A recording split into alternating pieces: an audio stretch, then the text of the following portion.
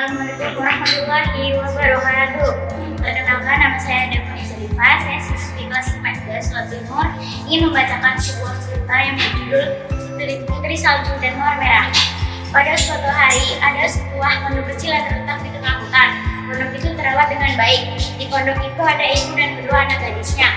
Mawar Merah, kamu mandukan sapu, Nak? Baik, Bu. Anak pertamanya itu adalah Mawar Merah. Dia gadis pendiam dan peneliti. Ini, Bu, sapunya. Aku sudah ambilkan dengan sangat cepat. Mawar Merah, berhati-hatilah. Awas, nanti jatuh. Awas.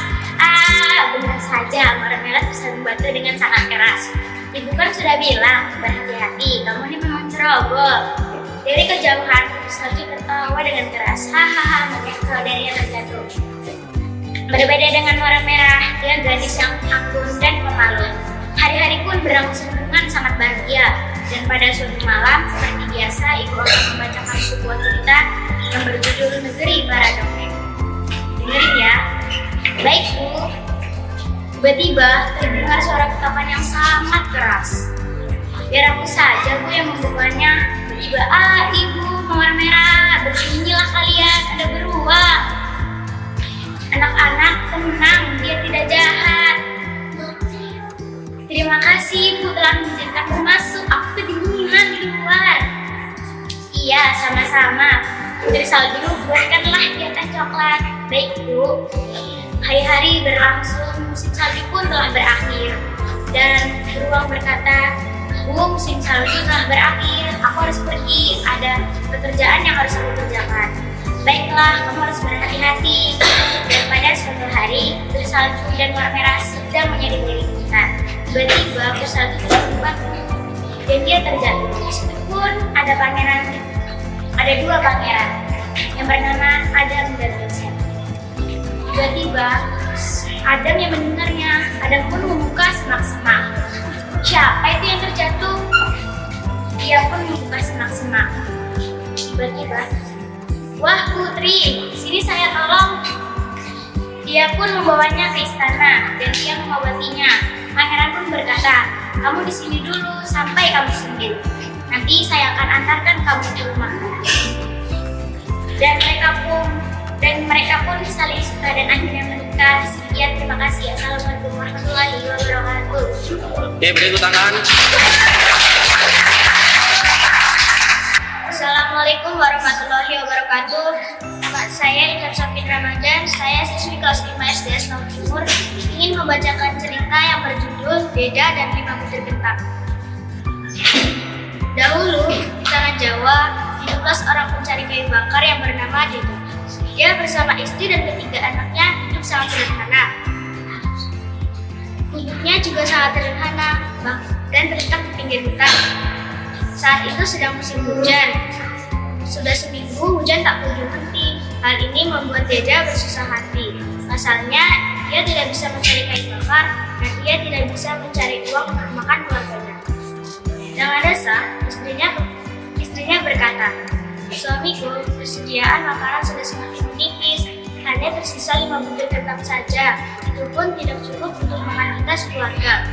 Aku tahu, tolong bersabarlah sedikit lagi. Semoga besok tidak hujan dan aku bisa mencari kayu bakar di hutan. Sisa kentang itu biarlah untuk anak-anak saja, jawab Deda. Sore itu, ada pengemis yang kedinginan dan kelaparan mengetuk rumah Deda. Karena ia tidak tega melihat pengemis itu kelaparan, akhirnya Deda memberikan 5 butir kentang untuk dimakan pengemis itu. Pengemis itu memakan 4 butir kentang lalu berkata kepada Deda untuk membagi 1 kentang yang tersisa menjadi 5. Kelima irisan tersebut berubah menjadi 5 buah kentang yang utuh. Jika satu buah kentang dipotong lagi, maka akan bertambah terus. Keajaiban tersebut membuat keluarga Deda tidak kekurangan lagi, bahkan ia bisa membagikan kepada tetangganya.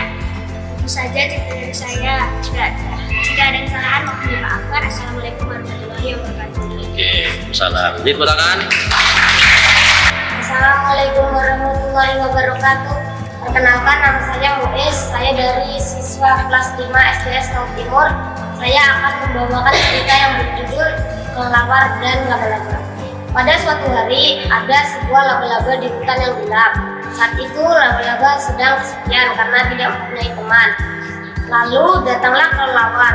Kelelawar pun bertanya, "Laba-laba, kenapa dengan kamu?" Laba-laba menjawab, "Aku tidak mempunyai teman dari kemarin." Lalu kelelawar berdiam diri sejenak untuk berpikir. Kelelawar pun kembali bertanya, "Maukah kamu menjadi temanku, laba-laba?" Laba-laba menjawab, "Sungguh tidak, aku akan menjadi temanmu." Lalu laba-laba diajak ke rumah kelelawar. Saat di rumah kelelawar sedang pergi ke pasar. Laba-laba pun melihat banyak sekali mainan milik kelelawar. Lalu laba-laba ingin meminjam mainan kelelawar. Saat itu laba-laba sedang berpikir, laba-laba bilang, "Kalau aku tidak boleh dipinjamin, gimana ya?" Lalu laba-laba pun bilang seperti ini ke kelelawar, "Kelelawar, aku pinjam mainanmu ya." Jawab kelelawar, "Boleh." Lalu laba-laba pun bermain dengan mainannya kelelawar. Sesampainya di rumah, kelelawar sangat marah karena melihat rumahnya yang berantakan. Saat itu ibu kelelawar bertanya, "Siapa yang berantakin mainan?" Ibu kelelawar menjawab, "Aku, Bu." Untuk kelelawar menjawab itu untuk melindungi laba-laba. Saat itu ibu kelelawar marah kepada kelelawar. Lalu kelelawar pun pergi dari rumah. Saat kelelawar pergi, laba-laba mengajak kelelawar ke rumahnya. Saat di rumah laba-laba bertanya kepada laba-laba, "Siapa itu, laba-laba?" Laba-laba menjawab, "Itu kelelawar, Bu, temanku." Nah, saat itu sudah menjelang malam. Ibu kelelawar tidak pulang ke rumah. Ibu kelelawar pun mencari kelelawar kemana-mana. Sesampainya di rumah laba-laba, ibu kelelawar bertanya kepada ibu laba-laba. Ibu kelelawar bilang seperti ini, "Ibu laba-laba, apakah kelelawar ada di rumahmu?" Ibu laba-laba menjawab, "Ada." Lalu kelelawar dipanggil sama ibu laba-laba. Lalu ibu kelelawar pun minta maaf kepada kelelawar. Tamat. Sekian cerita dari saya. Bila ada kekurangan mohon dimaafkan. Wassalamualaikum warahmatullahi wabarakatuh. Oke, beri tepuk tangan.